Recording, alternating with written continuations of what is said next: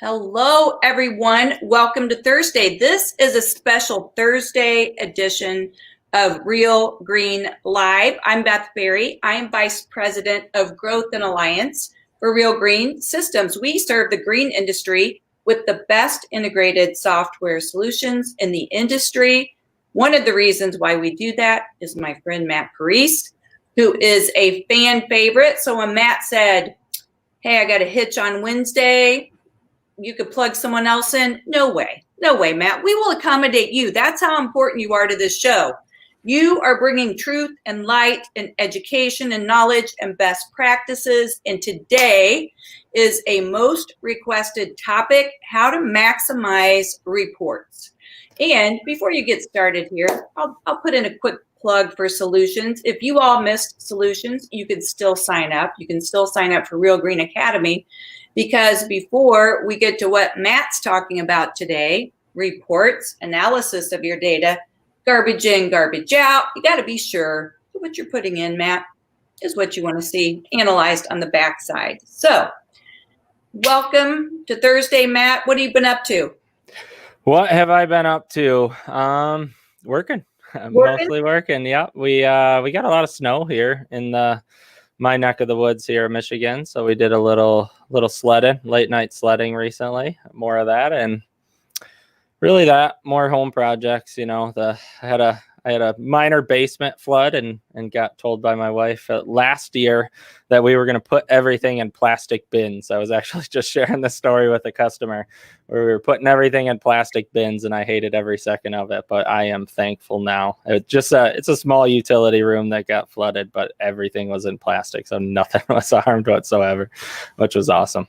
My husband built houses and we loved basements, but he said, if you're going to build a house with a basement in the Midwest, just assume it's going to get wet. Like, you can pay extravagant amounts for the leak-proof basement, but it's pretty much going to happen at some point. And so, yeah, those plastic tins are pretty important. Oh, yeah. Yeah. So a lot of that, but other than that, nothing really different at the moment. Just kind of working and going through life. What part of Michigan are you in exactly? I am in Fenton, Michigan. Okay, home of Joe McPhail. Yeah, we got a lot of us in Fenton here, I think, right. Actually. Yeah, although Joe just moved to Milford, but yeah, which is weird because I moved from Milford to Fenton. We did an opposite switch there. We have not had snow in Indiana, so I'm a little bit jealous. Not a lot jealous, but just a little bit jealous. Yeah. Well, that's everything we need to know about reports. You're showing us SA5 today, which is just gorgeous. And I will tell you, the first time I saw the report writer, it reminded me a lot. I had taken some access courses with real report writers, SAS report writers. And if anyone's ever used a report writer in the past, you're going to feel right at home in SA5, aren't you? Definitely. Yeah, so first and foremost, kind of what you discussed there, garbage in, garbage out. Can't stress that piece enough. We talked about this a lot with our piece last week when we talked prepay letters, where we talked about cancel reasons, reject reasons. Garbage in, garbage out. We run any of these reports and we didn't do any of those proper documentation pieces, we're not going to have any good data coming out of it. We'll have the cancel numbers, we'll have the estimate numbers, we'll have our sales numbers, but anything that we're not documenting, sales individuals, anything improper in that fashion, you have to understand that the report's just not going to pull the proper information overall. So, I mean, stressing that piece again, it's kind of sort of the basic accommodation there as we roll into this new season here. For those of you that are seasonal, I know some people are already well kicked off and operating in 2021, but for those of us that are seasonal, just want to kind of highlight that piece. It's a new year, new data going in, fresh start. Everyone's starting off with those programs fresh. Anything that comes in, estimates as we're tracking them. If we're tracking them, there's several reports to kind of go through those pieces. Lots of beneficial information there. So I just really good, great time of the year to sort of analyze, take a look at it. and a lot of really nice reports to run as well. So we're going to talk about kind of some recommended pieces.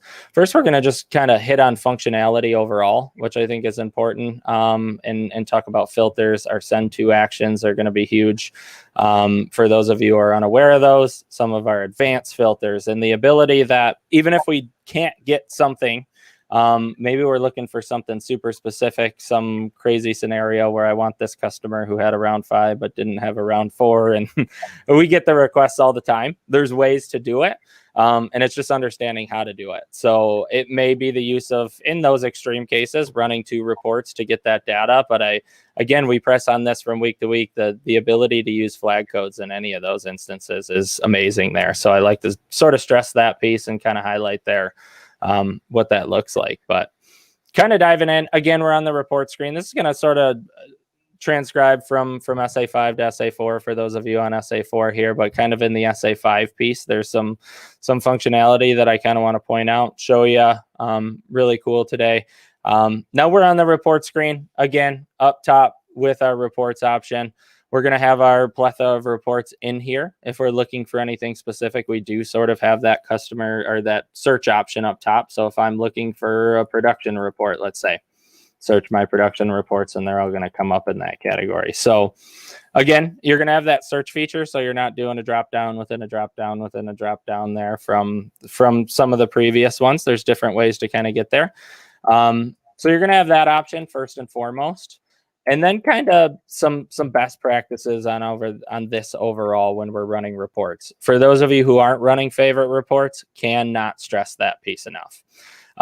So favorite reports are going to be those reports that you're running consistently that have some sort of a varying date range. So understanding when we're setting favorite reports, and I want to kind of touch on this piece. It is very important and kind of gets confused from time to time, and a lot of questions flow in, which is why I want to kind of talk on that topic first.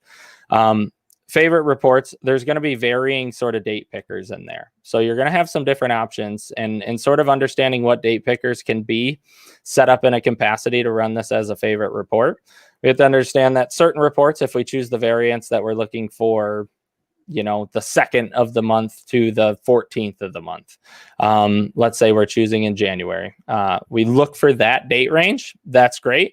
Now that's sort of a custom date range at that point in time. So we're going to have sort of these varying date ranges that are going to shift depending on when you're running the report. So the current date. And whatever report you're running, we'll talk about some of my favorite reports that I think are really beneficial to run throughout the day. Obviously, everyone's going to love the sales report. We want to know what sales we're bringing in there. But there's a lot of other reports to just kind of be mindful of, and we'll touch and kind of highlight on what those are. But those kind of back to those varying date pickers there's a couple different options in how we're going to set sort of the frequency of those.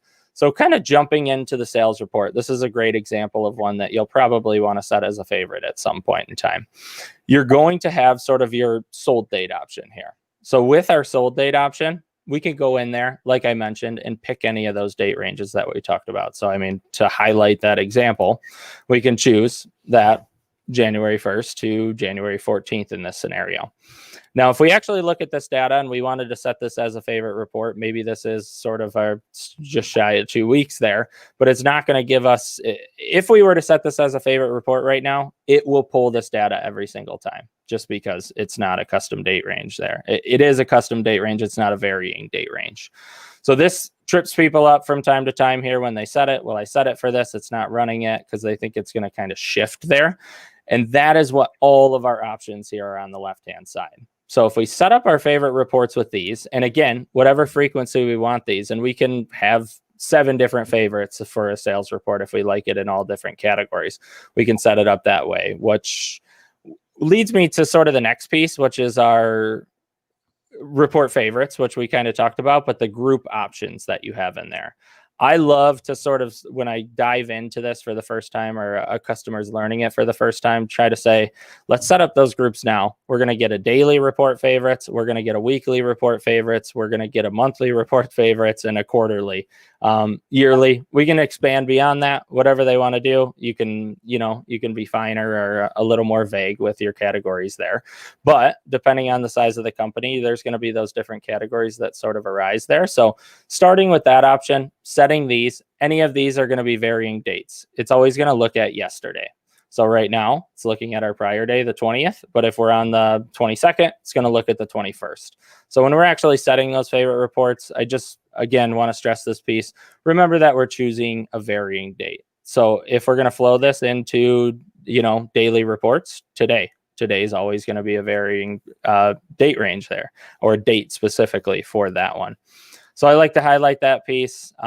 Really, really beneficial. And you can utilize these even when we're just running a report specifically, but it is really important to kind of set these up. If it is a report that you find yourself going in there daily, set it up as a favorite, and then we're just clicking one button to sort of trigger it. It'll save you a lot of time. We don't have to go back in there. It's going to lock that report. So we can play with the settings if we're running a custom query at a later date. Lots of really, really good information overall from that piece, and it just sort of exports it there. And go ahead. One question on those date settings, Matt.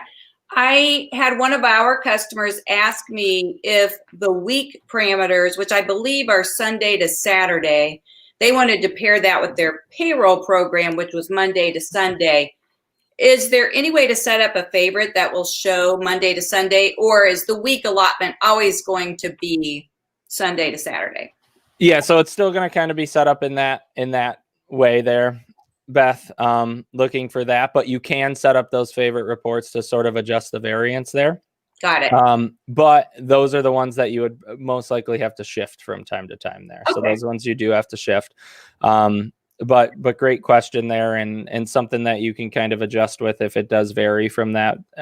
Now looking at sort of the frequency, if you're looking at a month, a lot of these are last 7 days, last 30 days. Again, you're going to have a huge plethora of lists where you can really kind of dive into those pieces, but really like sort of those frequencies there. If you set them at any of those, they'll kind of run on that category, and it is really nice to sort of generate them in that frequency from each of those options.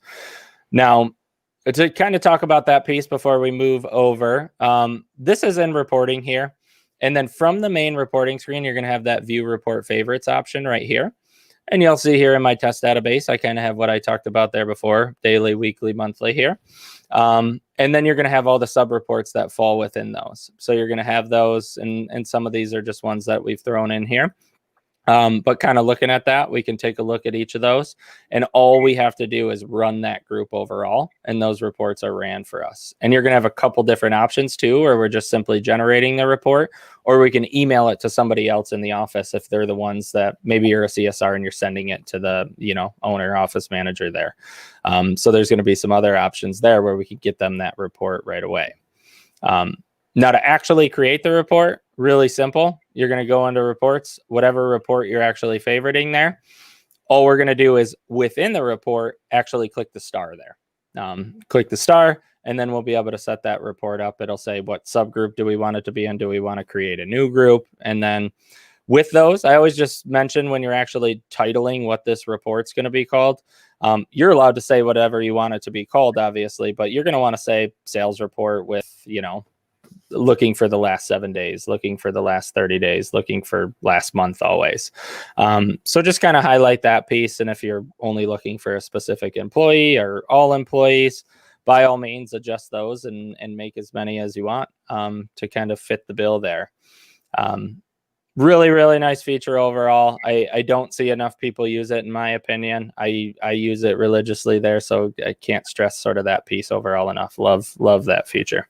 One question on a field name while we're talking about sales reports. And when I think about how we use this field at Scott's, the since date, which can be confusing when you're running a sales report if you don't know what you're looking for. Since date at Scott's, Matt, was the date we had imported the marketing data. And so it really wasn't relevant or actionable from a reporting perspective. Do you find that some of our customers use it? And if so, how?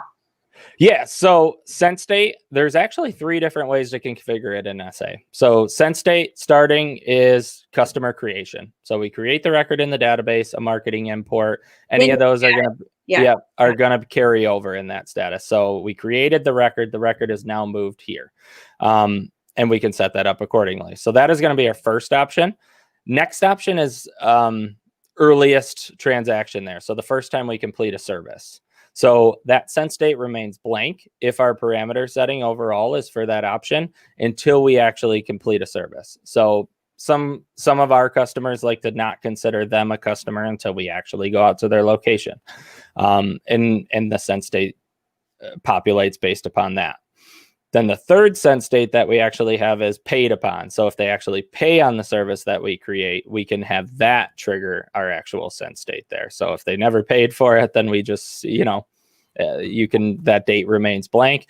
Now you're going to have those three options. You could set it to any of the three there, and it applies to all your customers, and we can kind of adjust accordingly. So it's actually really nice overall to utilize that feature, and make sure it's set to what you actually want it to be. Is it when you create the record, or is it when you do the first service, or when it's paid upon? So you could set it on all three of those categories. Sense date is going to be a field on several reports. So, excellent question there. It's just kind of one of those things. What do you want it to be? Because we've had the varying answers from our customers where I like it to be when we create it, or until they pay, I'm not, I don't consider them our customer. I love that, Matt, and I didn't know that. See, I learned something every week from you. Now let me ask you this. There are people watching this today that go, oh, that's a great idea. They're not really a customer unless they ever pay us. And I want the reporting to pivot on that. What if I've been in business a couple of years and I had the parameters set to version 1 and now I want it to be version 3? Does it always default to what's in parameters now and it will evaluate on a paid date? No. So if you've done it before, first off, we have a utility that can accommodate for that. So we can have a utility. So if you've historically done sense date and you're like, well, after hearing this, I don't want it to be that way, run the utility and you can update to either of the other options there. So you're going to have that piece, which is excellent. And then any of the other ones, the sense date is actually something that you can adjust. So for whatever reason, we know this was a customer, but we didn't enter them in our system. We can still shift those if needed. So that, there's a ton of different ways to go about it. The utility definitely being the best one, but kind of working back, you can switch it at this point in time and then sort of move forward with any of your customers there too. So obviously, if we're going to move our customers forward, you're probably going to want to keep it uniform and run the utility. So that's something definitely you could reach out to Real Green support for if there was any questions regarding that. If you were going to dive in and make a big change like that, you'll probably want to talk with someone there. But definitely something that can be accommodated there and really nice overall. Brilliant. Yeah, so kind of on that feature, so we talk about sort of that sense date, which actually brings me into another point, something kind of that sprung up from that there, Beth. So we kind of run through that where maybe this customer is not in theory a customer of ours. Is that customer going to show up on our report because maybe we're filtering by a sense date of some category there? Which brings me to kind of, and I'll probably bring up another report here, but looking at sort of this date picker here, if we're looking from something, say, now this one doesn't have a sense date specifically here, but if we're looking at this date picker here, all is always going to be the best option if we're looking to include individuals with like null dates that don't exist. So earliest to date, again, is going to query from, some time frame. I think it's in the 1800s, if I'm not mistaken, but it sort of queries from that time frame there, where this is actually looking for null values as well as values that are populated with an earliest date too. So I can't stress that enough for anybody who's ran sort of a service production by technician or an unserviced list. You're actually going to have sort of 4 date pickers on there. If you want to search by sold date, production, there's going to be a bunch of different date pickers on there.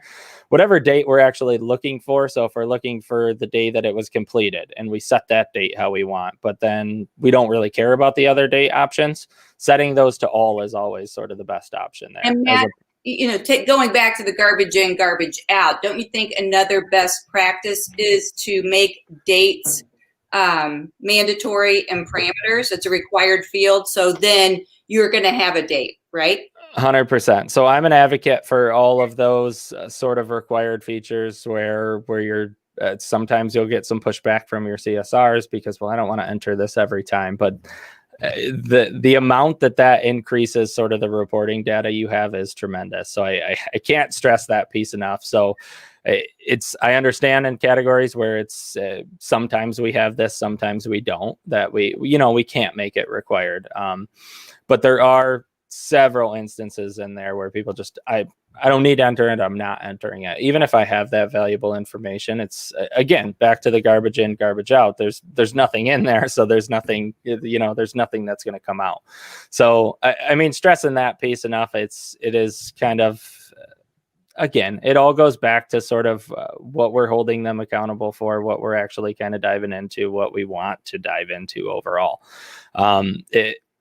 Those pieces are precious there, because when we get to the end of year where I don't have that information now, that's always kind of a bummer. Like, you haven't historically documented it. There's nothing I could do to, now there are instances where we can pull things in or recover it. But in those circumstances, you never put anything in throughout the year. There's only so much we can do at the end of the year to get that data out.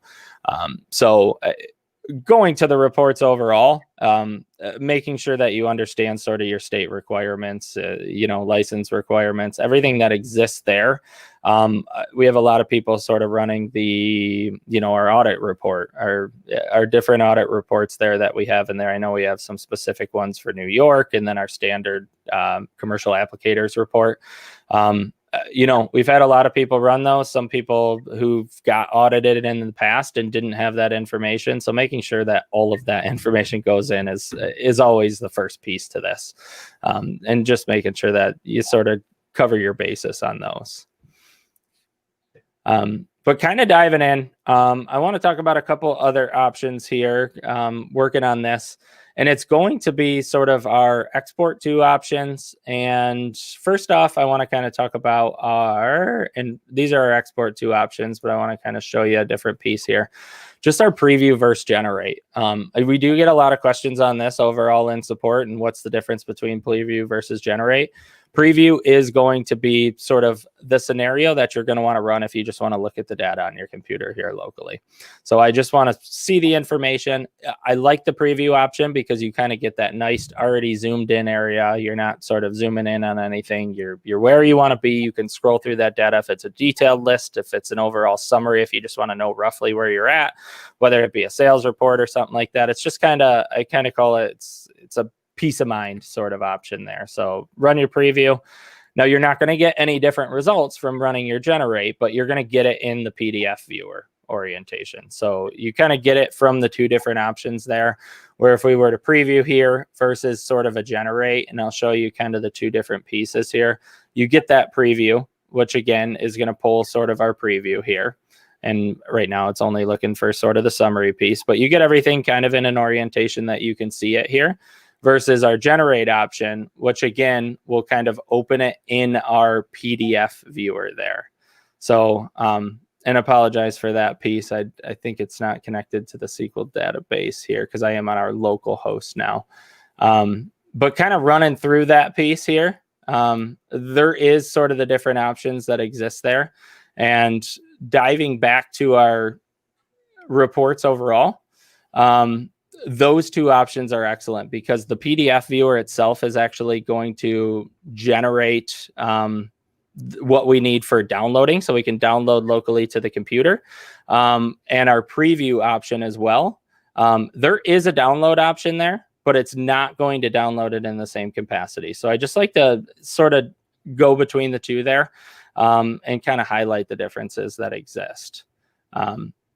Now, I talked about sort of our send to options here, where we do have our different send to options, where it's actually going to adjust the generate button there. So right now we're seeing that it's actually generate. And then from here, what we can see is our export to CSV option, our customer search option, mass service assignment. So export to CSV is going to export to an Excel file. So exporting to an Excel file is excellent there because while a lot of the reports will give you a ton of information, the export to Excel actually will give you some additional data fields there. So if you're not getting enough information from the actual report itself, which is going to try to fit everything on the page and stuff like that, this is going to give you a lot more of the customer details, program details, some pricing, depending on the report you're running. Our customer search option, this option is excellent because what it actually does is exports it to the customer search screen, and we can navigate throughout the customer screens there. So we can go from, the first customer in the report all the way through the last customer in the report there. And then our mass service assignment. So if you've never done this, this is a really, really excellent option. Can't stress this piece enough for how awesome it is. It's kind of what it'll do is actually mass service assign to all the customers based on the report criteria that you have. So it's always going to take that exported list of customers and mass service assign to them.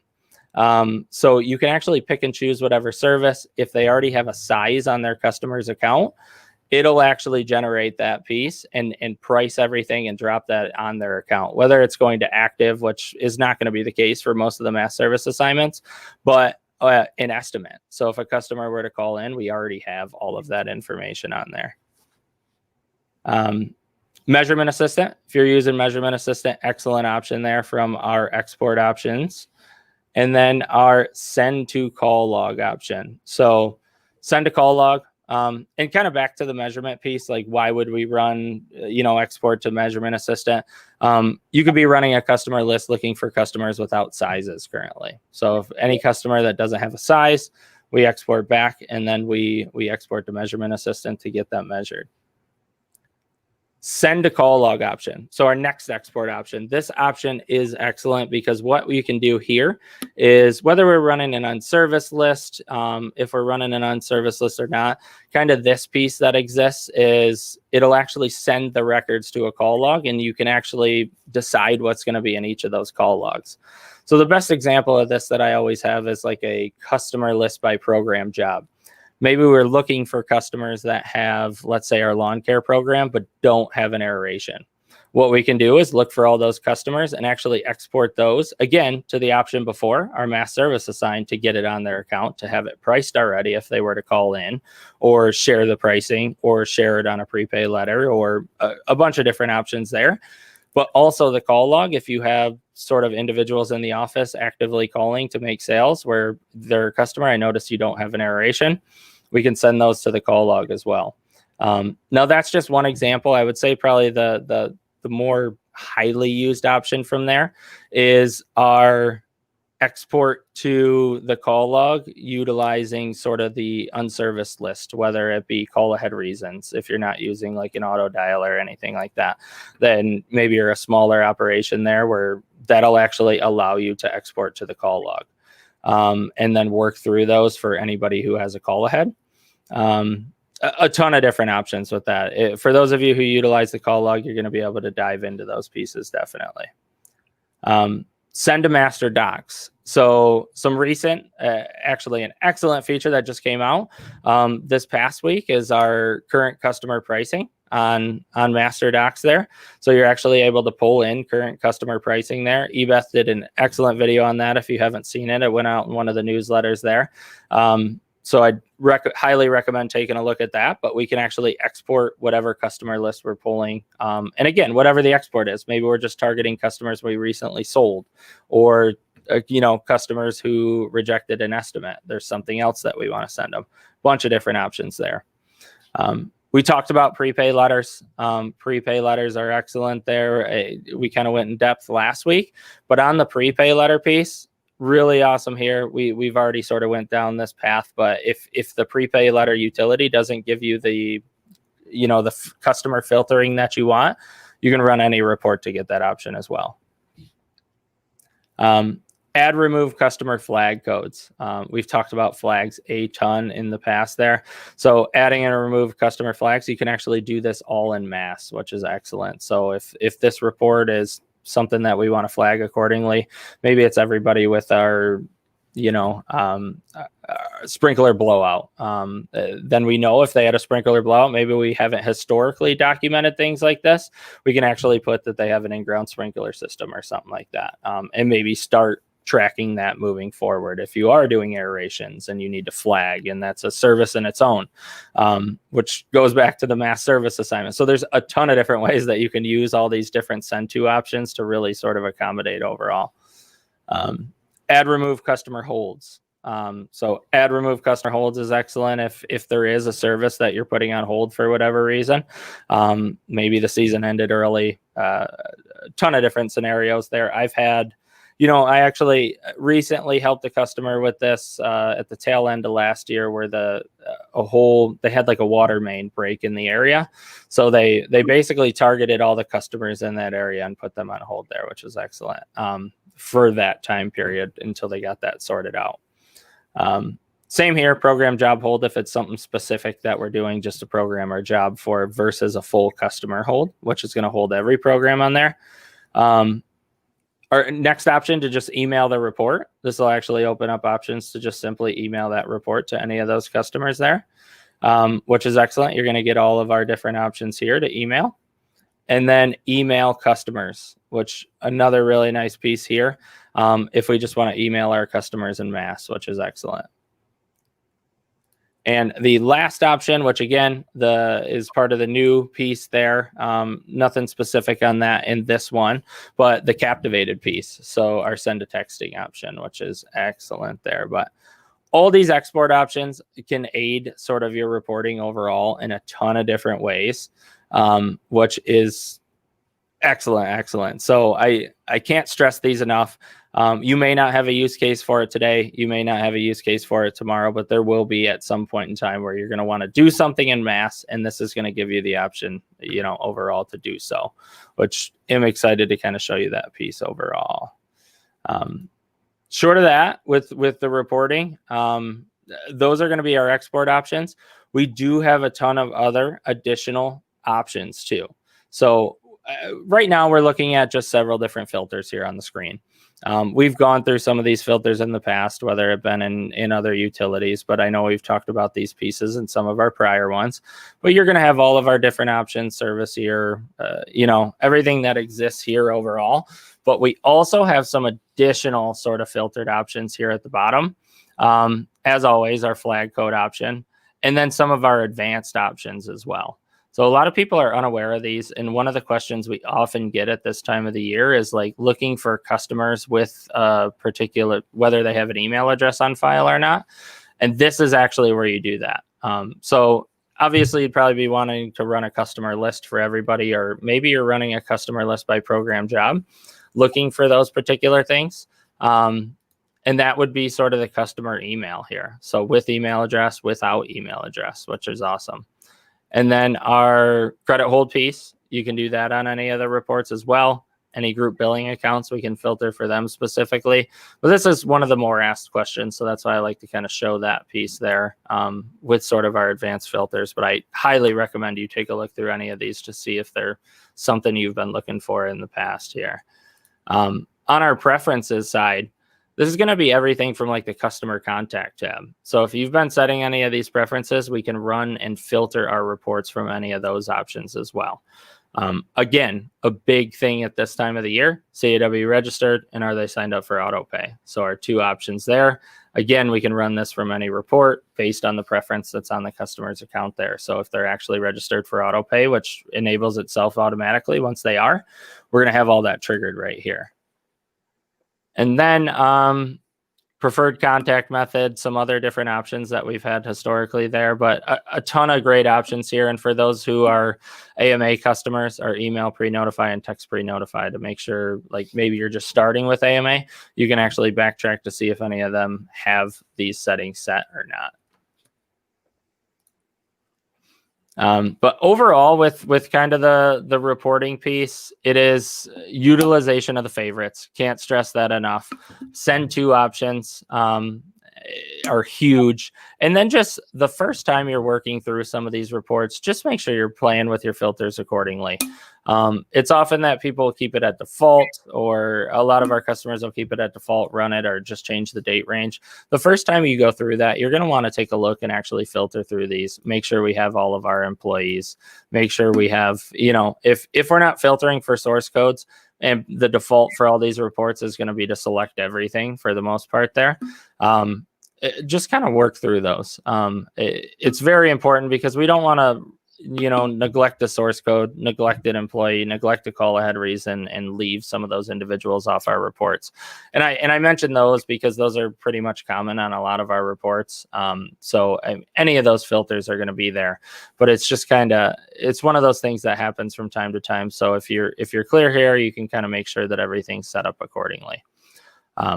If you've gone crazy with this report, set a bunch of different settings down here, added flag codes, and you want to kind of wipe it out, you're always going to have sort of your clear sticky settings option here, which is just going to wipe that report out overall, which is excellent. It'll kind of do other pieces there for you to bring everything back to default. You can see all our jobs moved over to the left-hand side. Based on the calendar year that we're in, it's 2021 here. So it's just going to bring everything back to where it's supposed to be. You'll see sort of our different criteria. So it's going to default here in this category, looking for sales from this year to date, but all of these can be adjusted. It's filtering for everything else. Really, really great options overall that I can't stress enough that you got to work through them the first time. Once you have a clear understanding, you're going to know exactly what to look for. But the first couple times you run these reports, if you haven't run them before, or it's the first time you're running them this year, just make sure you're mindful of, is the service year set properly? Because we do get those calls often like this, I can't run this report. It's not giving me the results that I'm thinking I should have. And it almost always comes back to a filter option there. So, kind of the best practice there. Work through them, make sure everything exists there. And then if you're not getting the results, clear your sticky settings if you haven't already done that piece. It's really important and something that you can kind of highlight. Overall, I mean, down here in almost every report, it's going to have different group by options, sub by options, or subgroup by, sort by. So if you like to see it in a different orientation, maybe I want to group by call ahead reason and sort by customer number. I can do that. A lot of people keep these at defaults. I see it often.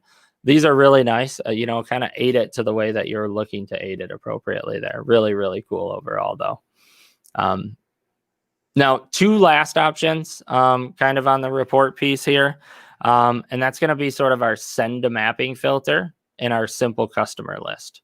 So send to mapping filter will take the results of the customer and actually populate them on the map. Highly recommend you give that one a try. It's really nice to kind of see. I've seen people kind of run customer lists, or if they're looking for sales, you can actually see sort of common trends. So if you marketed in this subdivision, running that send to mapping filter will display that. So even from a sales report, this can be extremely beneficial because we'll see sort of the territories that are affected overall on the map. I really, really like that option. And then sort of the fan favorite for those that just want the customer information is the simple customer list. Doesn't display a bunch of extra information. It is just going to be the customer list.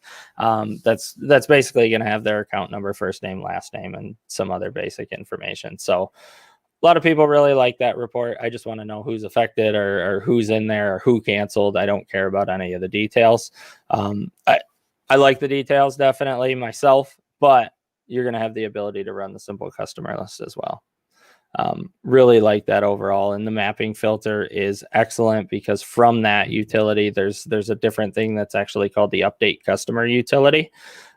We actually have some help videos on that, which are excellent to kind of highlight that piece, because I could spend all day talking about that because there's a ton of cool features in there where you can actually kind of dive in. I recommend that you do it. It's actually a button in the top left corner that'll kind of highlight that piece and then allow you to change routes en masse and stuff like that. And you can utilize it from even the invoice screen. So even beyond reporting, you can do that option.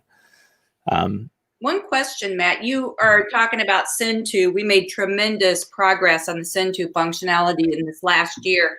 In SA4, I used to use an export to Excel quite a bit to manipulate data because we didn't have a report writer here. Do you see that being used as often as when you had to use it in SA4?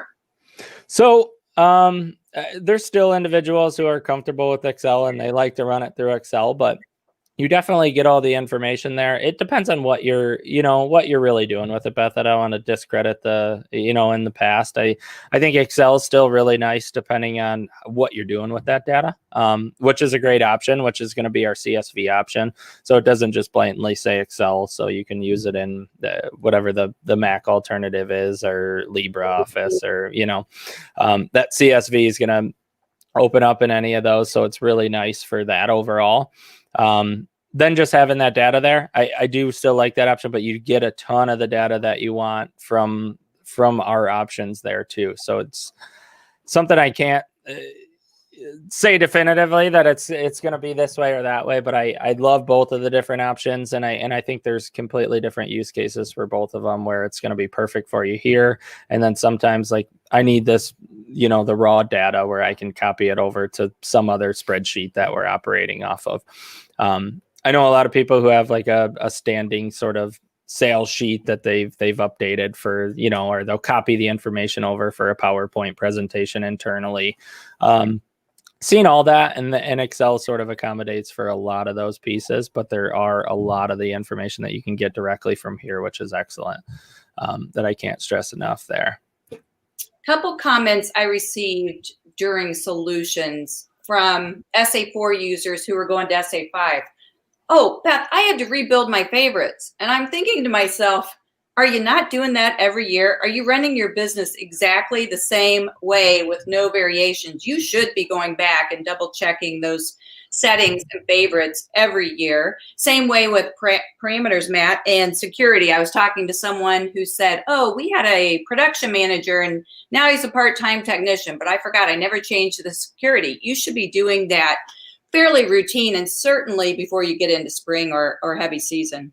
Yeah, definitely. So revisiting favorites, I think, is always important. While you're going to have a lot of different pieces there, we've hired different employees. Maybe other employees are there. Now, if you've always had all employees selected, then new employees are going to be encompassed, which is excellent. But for those that maybe this employee isn't a factor anymore, or, we can kind of pull that information out. We're going to want to revisit all of that overall. I highly recommend you run through favorites, annually, if not more frequent, just to kind of is everything that we had still sort of valid? Because if we're filtering for, different source codes, but maybe we added more source codes and we weren't looking for everything before, or, again, if it's set to all, still always going to accommodate for all, but you have to remember that if it wasn't set to all, that it's not going to accommodate for the additions in that case. So you do want to still revamp those from time to time. Now, if you're not making a ton of parameter changes throughout the year, then you don't have to worry about that, or depending on the report you're pulling, it may not have an impact there. But yeah, revisiting them. Can't stress that piece enough. We kind of talk about that piece definitely with migrating customers, but it's one of the things I always talk about year end. Did you have report favorites this year? Did you utilize them? Because some people won't utilize them. I do know some of our customers utilize them daily, and it is the staple for their morning. So those ones I think are excellent. And to kind of stress that piece overall, it goes back to that. If we don't have any insight there, we haven't looked at it in 4 years, where's it at? Whether you're in 4 or 5, it's still the same piece there that I want to kind of highlight that we do see from time to time. So if you haven't already signed up for solutions, you need to go back and do that. But I had a terrific session with Andrew Wesselman from ANA. It was called Code Red Cancels, COVID style, but we really stressed the importance of an analytical view of 2020 cancels, and then ensuring that as you move into this year, you are very strategic with your cancellation codes and parameters so that they can be actionable and you can follow up on them. That's one of the most important. Now I'm going to throw a wild card at you, Matt, because I love to do this. Throw something at you that we haven't talked about because you've never let me down. So related, audit log. Tell us about the audit log, its importance, and where to get to it. Yeah. So just the audit log from the customer's account there, or the reporting aspect? The reporting aspects. Yeah. So in our reporting, it's going to be our change log report is what it's going to be called here. And And with that option, what it's going to do is allow us to actually look for any of those change types. So if we're looking at a specific employee, a specific date range. Now, if we look for price change, I just want to say there's going to be a million different things if you've changed prices. So you really want to, this is one of those reports that you really want to filter things down. Make sure that you're actually filtering for them. So if we're looking for a particular employee, let's say, we kind of run through that. And then we have sort of our date range. If we know it was roughly around this time frame that we're looking for the change, definitely beneficial. Because again, how many changes did I make in this over the course of that this year even? So there's going to be a ton in there. So just want to kind of highlight that. But you're going to be able to actually look at billing address changes, billing company changes, any of those data fields that exist in there, and all the way up to kind of like I mentioned, a price change, or if their email or address changed, you're going to be able to see any of this information. So if you're looking for, when did they go to this route, or, when was this sold, you can actually track all this information from this report, which is really nice. But you're going to get kind of a lot of different information there that's extremely beneficial overall. So we do have this a lot. It is a question that often comes up there. A couple of use cases in the last 20 some years. Everything is severe to someone very creatively embezzling money and manipulating data that wasn't easily discoverable outside of this. To that's a very rarity. Let's face it, Matt, we're all nice people in this industry, but I identified training issues with employees. You couldn't figure out why the customer's account was reflecting one thing or the other, and it wasn't something that we could run a report on. And you could identify, oh, this is actually a training issue, and I need to explain to you how to do this next time when you're talking to a customer.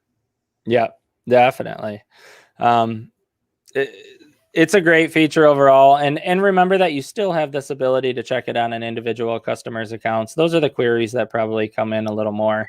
But if you're looking for overall trends, like you mentioned there, this is definitely going to be something there where, why does this individual have 1,000 price changes? I didn't have them changing prices in any category there. So those are great just for internal accountability. I like to stress that piece there, but it is overall, a really great report, and it's really easy to run. As you can see, we only have really 4 filters to it, but it actually provides a ton of information on it. Back to the garbage in, garbage out. This is also the time of year when you run these reports in summary, and you also take a deep dive. Even if you're not running your entire customer base, run them in detail to try to isolate where you might have data entry trends that need additional training. So there's lots of times I ran reports in detail because the summary just didn't look right, and that's where you discover where those anomalies are. Yeah, definitely. Yeah, so short of the changelog, again, one of those many reports that you can kind of run, looking for internal sort of stuff. The report that moving on to sort of the recommended reports, are what I kind of call this is reports that individuals don't run enough. And it's going to kind of be that unserviced list. So again, we'll filter to our unserviced list here. This was a question on Connected by Real Green Facebook page today. How do I find out which customers I haven't treated? Correct. So that's going to be our unserviced list. By far one of my favorite reports, by far one of the reports that sets you up throughout the year. A lot of people, a lot of companies that I've worked with in the past I run this at the end of the year. Great. Running this throughout the year is extremely, extremely beneficial, because we don't ever want to catch ourselves with a large unserviced list as come to the end of the year with anything other than things that make sense. So maybe we got winter earlier and we couldn't do our final round of that program. So everybody has a final round and we haven't skipped it out yet, which again, we can utilize some of those skip service utilities and other options that we have in there, which is excellent.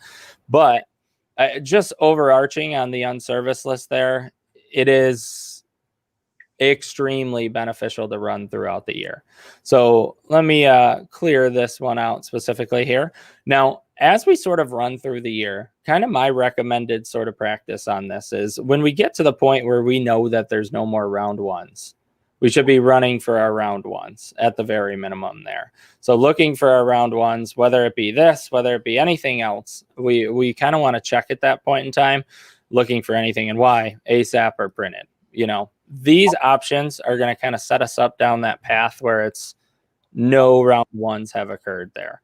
Now, there's different things on the invoicing side that we can kind of mitigate this overall, whether like if we're pulling for round one, or if we start pulling for round two, we continue to pull for round one, which again is sort of the recommended practice on the invoice screen there, just in case, someone in the office adds it and then overrides their round one if you have skip after dates or anything like that, which is a great alternative. It kind of happens from time to time where somebody will say, well, you're just outside of the scope of a round one, but we can get a round one in there.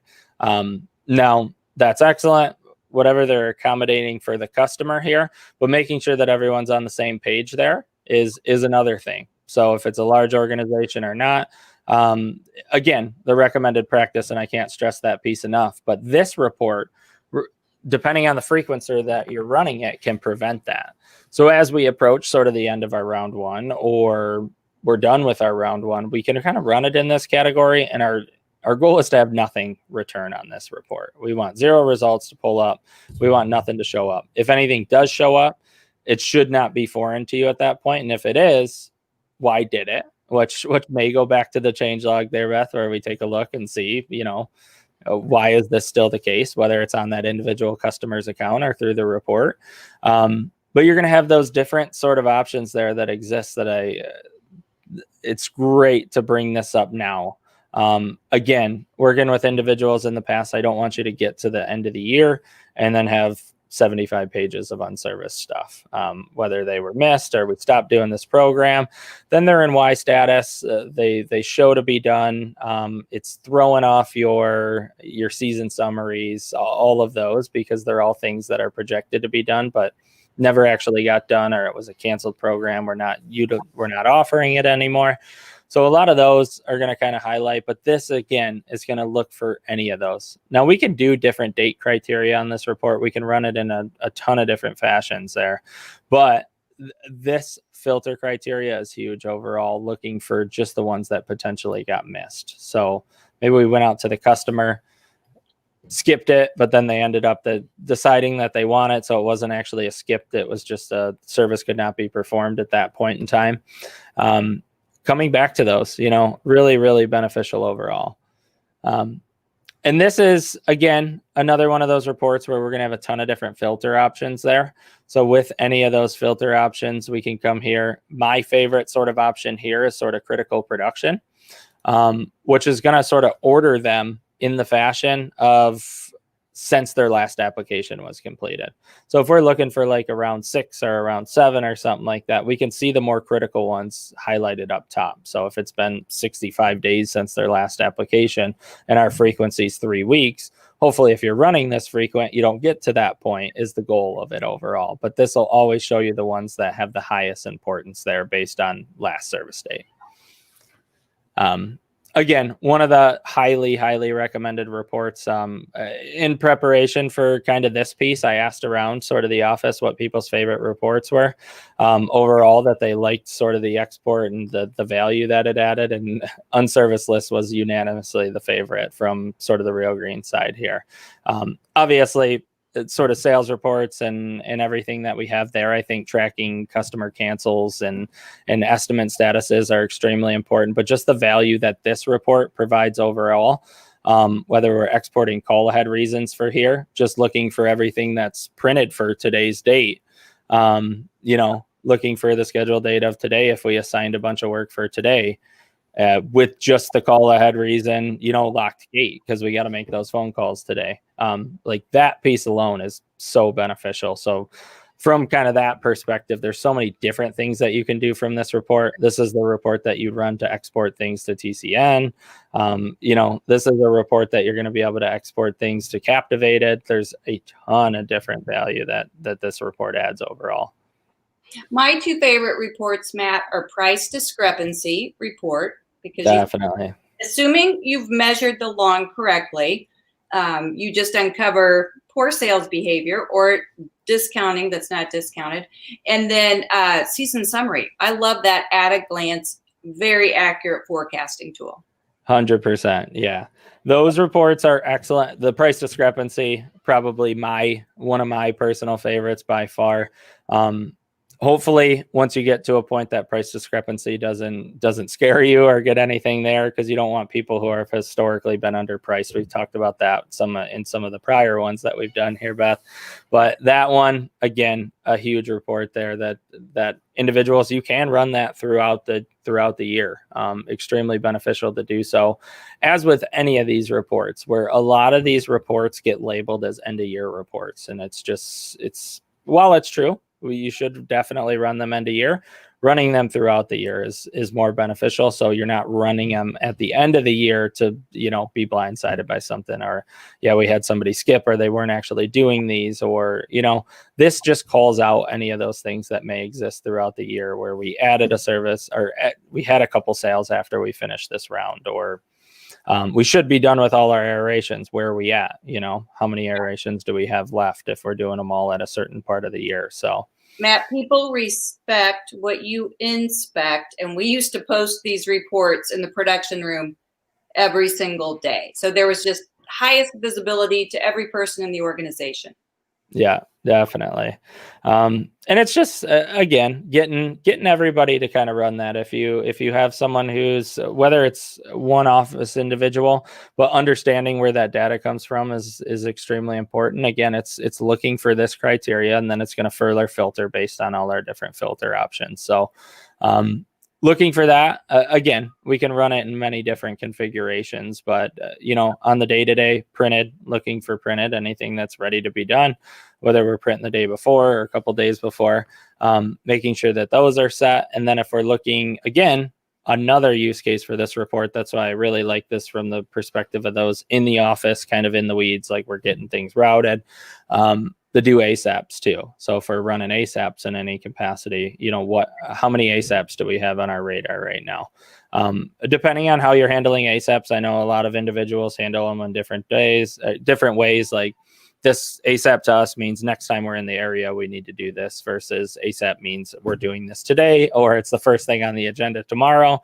Kind of understanding how you're handling those pieces is a whole different aspect, but that's why it's kind of the internal communication within the office is extremely important with any of these, because if we don't know kind of the details behind it, I could run this report all day, but if I don't know what I'm looking for, it's not going to give me any value.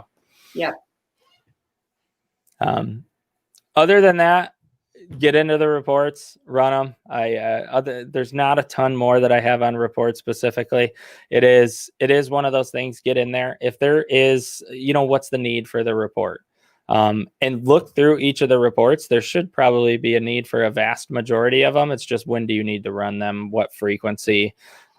Maybe you had, several sort of sales or cancels or something like that concerns you. We always get the phone calls for, I want to know this information, which is great. Awesome. It does help, I will say, to kind of scan through the reports and be like, what information would I want to know? Not so much after the fact, I need to find this out and we're scrambling for it. If you get in there, take a look, well, this would be beneficial, or what does this do? Or how does this help me? Take a look, play with the filters, run around in it. It is excellent there. Just to kind of see, and you're going to have sort of that preview option where you can kind of dive in and just, generate it, see what sort of exports you're getting there. And then, would this report add value to our business overall? Customers on credit hold. I can't stress the reports enough.